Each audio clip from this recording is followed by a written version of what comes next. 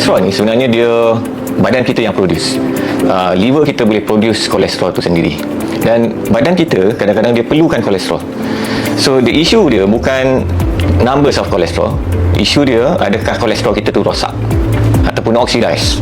So sebab tu ada setengah ingredient yang saya selalu suruh orang ambil, antioxidant, right, yang akan membantu untuk mengurangkan oxidative stress dalam badan dan juga mengurangkan oxidize LDL. So kita tak nak just tengok total kolesterol kita berapa. Kita nak tengok the triglyceride HDL ratio, triglyceride glucose ratio, inflamasi dalam badan macam mana, kita punya oxidative stress dalam badan macam mana. So itu yang lebih penting yang kita kena kurangkan.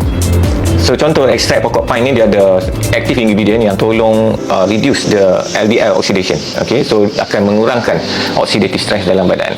So sebab tu kadang-kadang kita boleh cari ingredient yang macam ni yang boleh tolong reduce the oxidative stress dalam badan.